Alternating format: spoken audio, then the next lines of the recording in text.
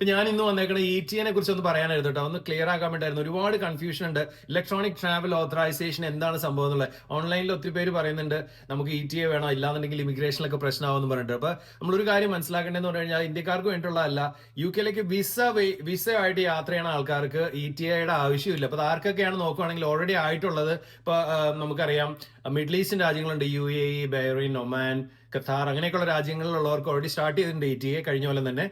പിന്നെ ഇപ്പം അവർ ആഡ് ചെയ്തേക്കുന്ന രാജ്യങ്ങൾ എന്ന് പറഞ്ഞാൽ US ആഡ് ചെയ്തിട്ടുണ്ട്, കാനഡ ആഡ് ചെയ്തിട്ടുണ്ട്, അതേപോലെ തന്നെ ഓസ്ട്രേലിയ, ന്യൂസിലൻഡ്, അങ്ങനെയൊക്കെയുള്ള രാജ്യങ്ങൾ ഓൾറെഡി ആഡ് ആയിട്ടുണ്ട് കേട്ടോ. അപ്പൊ അങ്ങനെയുള്ളവർക്കൊക്കെ ETA വേണ്ടി വരും UK വരാനായിട്ട്. ഇനിയിപ്പോ മാർച്ച് 2025 തൊട്ട് യൂറോപ്യൻ രാജ്യങ്ങളിലുള്ളവർക്കും UK വരാനായിട്ട് ETA എടുത്തിട്ട് വേണം വരാനായിട്ട്. നമ്മൾ നോക്കുവാണെങ്കിൽ അതിന്റെ ഒരു റെസിപ്രോക്കൽ ആയിട്ടുള്ള ഒരു സ്കീം അവരും തുടങ്ങിയിട്ടുണ്ട്.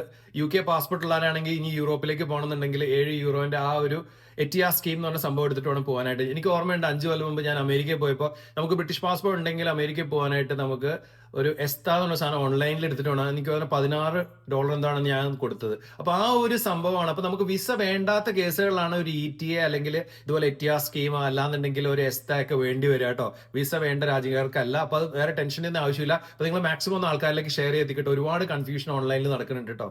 Thank you so much.